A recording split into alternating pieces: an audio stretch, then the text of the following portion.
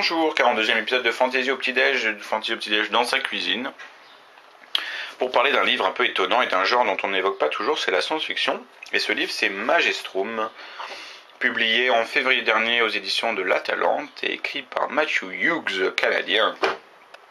Alors, c'est un livre un petit peu bizarre, on va essayer de vous raconter. C'est un livre qui se passe dans le futur lointain, mais dans ce futur, en fait, la magie est en train de revenir en force. On a des occurrences comme ça de magie qui sont en train de régler petit à petit l'univers.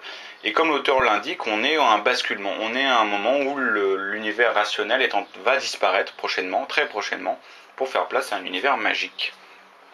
Et l'une des premières victimes de ce changement, c'est notre héros, qui est un discriminateur extrêmement célèbre, et qui s'appelle, excusez-moi, il a un nom à coucher dehors, il s'appelle Hengist Hawthorne. Et ce Hengist, en fait, a été victime puisqu'il a dû passer une porte dimensionnelle pour sortir d'un cachot.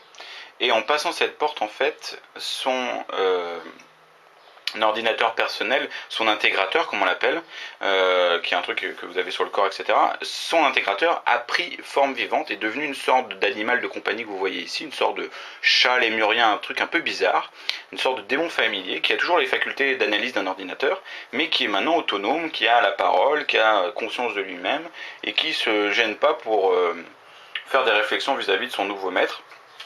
Bref, situation totalement surréaliste, mais qui ne s'arrête pas là, puisque en plus, une partie de l'esprit de notre personnage, de l'esprit de Hengist, est devenue entre guillemets autonome, et c'est toute la partie irrationnelle de sa psyché, ce qu'on va appeler l'intuition, qui a pris vraiment autonomie. Et dans son cerveau, on a vraiment d'un côté notre héros qui est la partie rationnelle, l'enquêteur, et de l'autre côté sa partie intuition qui a sa voix, qui a voix au chapitre, et qui se permet de réflexion, qui est pas du tout intéressé par l'enquête, qui est le métier de notre personnage, et qui est plutôt en fait intéressé par la magie, et qui a un point de vue complètement différent sur la réalité des choses. Et ces deux personnages doivent essayer de cohabiter sous la même caboche, ce qui n'est pas forcément évident. Mais bon, notre personnage est discriminateur. Discriminateur, c'est quoi? En fait, c'est un enquêteur qui est spécialisé pour mettre à jour les fabulations, les mensonges des uns et des autres. On le paye pour mettre à jour le vrai visage des gens dans une société, notamment sur Vieille Terre, où tout est paraître et dissimulation. Et lui est payé spécialement pour dévoiler tout ça. En l'occurrence, quand l'intrigue commence, il va être chargé par l'ordre Af, qui est un des grands seigneurs, grands propriétaires, des grands riches de Vieille Terre, de mener une discrimination, contre l'amant de sa fille, puisque sa fille est une petite conne arrogante et laide comme tout. Or, il y a un homme qui lui tourne autour, et tout porte à croire que cet homme, c'est un coureur de dot, il est là juste pour sa fortune. Et donc notre héros est chargé par Lord Arf de mener une discrimination contre cet amant, pour essayer de découvrir quelle est sa vraie nature, quelle est sa vraie motivation, de quelle planète vient-il vraiment, parce que personne ne croit à ses dires, et puis s'il est bien un coureur de dot ou pas.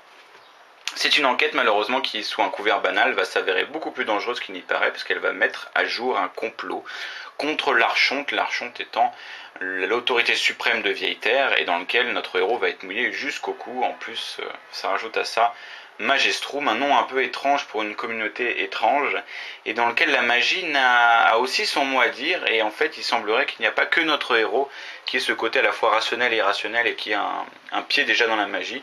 Il semblerait que les membres de ce complot soient dans le même cas de figure. Voilà pour l'histoire, qui est assez complexe. J'espère que vous avez suivi, parce que j'ai dû envoyer en 3 minutes 40, donc il a fallu faire vite. Magestrum, qu'est-ce qui fonctionne bien dans Magestrum? C'est plutôt la richesse de son univers. Il y a vraiment 1001 mondes décrits, on en parle des 10 000 mondes, et chacun est décrit vraiment avec soin. On nous parle des coutumes, des mœurs de chacun, toutes plus absurdes et stupides les unes que les autres. On parle aussi pas mal des personnages secondaires, de leur accoutrement, de leur personnalité. Bref, il y a une volonté de créer comme ça une sorte de mosaïque, une tapisserie très colorée, très riche et ma foi assez originale, et ça joue beaucoup. On pense pas mal à Jacques Vance et notamment à la geste des princes démons. Bref, la vraie space opéra à l'ancienne, où on découvre des mondes à chaque page avec des coutumes différentes. L'autre truc qui est sympa, c'est le ton. Il y a un vrai ton décalé, un peu surréaliste, notamment grâce au personnage qui est totalement désabusé.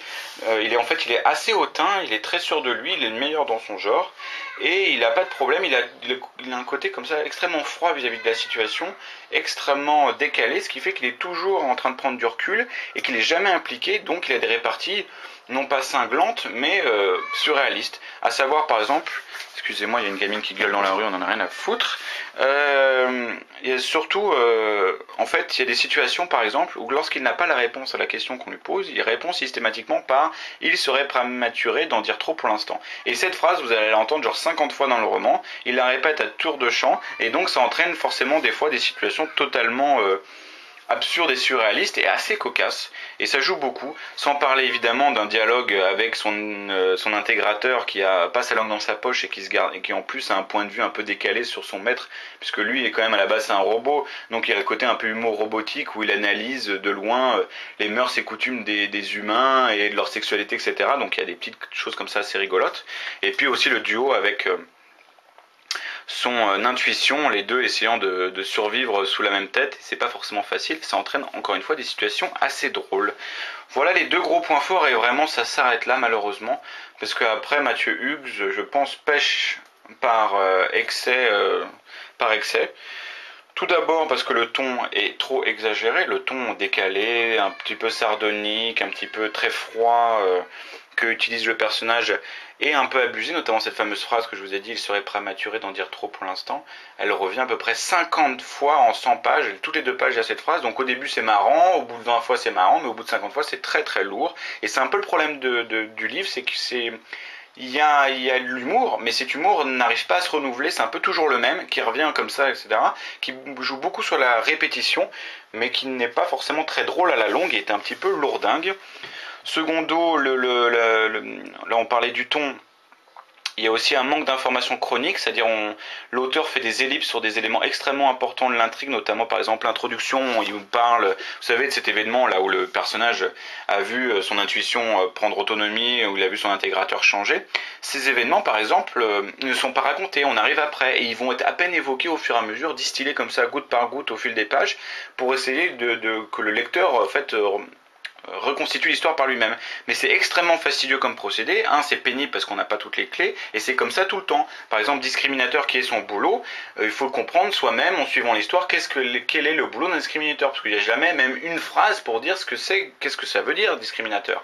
Et c'est comme ça tout le temps, il y a plein de mots inventés, et on n'a pas la définition. Alors je comprends l'idée, le lecteur est un grand garçon, on va pas lui tenir par la main, et c'est à lui de trouver la signification des mots, etc. C'est très très bien, mais c'est fastidieux, c'est laborieux, c'est très très pénible. Secondo, on a une intrigue complètement flaménique qui avance pas du tout, qui est percluse de rhumatisme. Parce que l'auteur, sans compter qu'il donne pas de détails sur le passé du personnage, qui se garde de faire des ellipses sur l'intrigue, en plus il abreuve, le lecteur de détails sur l'univers. C'est très bien, sauf que ça apporte préjudice à l'intrigue, puisque l'intrigue n'avance plus à ce moment-là. L'intrigue est complètement bloquée par l'accumulation de détails sur le cadre. Et en plus, quand l'intrigue commence à s'emballer, et ben à ce moment-là, le ton hyper froid et décalé du narrateur fait qu'il n'y a pas de tension, qu'il n'y a pas de rythme, on ne sait pas où ça va. Il faut savoir que l'histoire, par exemple, dont on parlait là, cette quête, la discrimination contre l'amant de la fille du seigneur, c'est une intrigue qui dure à peu près 90 pages. Or, on se rend compte au fur et à mesure qu'elle ne sert à rien dans l'histoire quasiment. Donc on a à peu près un tiers du livre qui sert pas à grand chose. Et c'est comme ça tout le temps. Et on a des moments de tension dans le livre où on pourrait se dire l'intrigue va décoller. Mais je vais vous en lire un, vous allez vous rendre compte. Pour une fois qu'on fait de la lecture, profitez-en. Voilà. Et là, il croise un gamin un peu étrange qui veut lui parler et qui lui dit, et à ce gamin lui dit, qui suis-je et pourquoi suis-je ici? Et le personnage répond, ah ça, c'est la première, 3 petits points. Mais avant que j'aie pu terminer ma phrase, le garçon disparut. Mystère. Le personnage dit intégrateur, dis-je, as-tu enregistré la disparition de l'enfant? Oui. Entrons et étudions ça.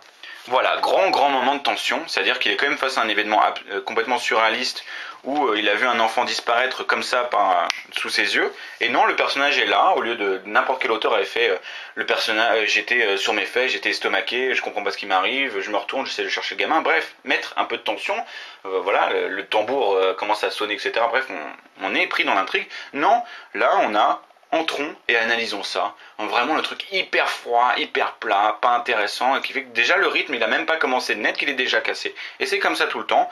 Sans compter en plus les descriptions interminables avec plein de noms propres dedans. Je vais vous lire un autre passage, vraiment c'est festival de lecture en ce moment. Non, mais c'est pour vous donner une idée. Par exemple, à le moment où il se rend chez Lord Havre, il passe devant plein de monuments. Et il passe devant l'un d'entre eux, une sorte de folie, une reproduction au 10e du mausolée de Nyon sur Astrolabe, l'un des premiers domaines fondationnels colonisés au cours de la grande effloration de l'humanité à travers l'embrun vers la fin du temps de l'Aube.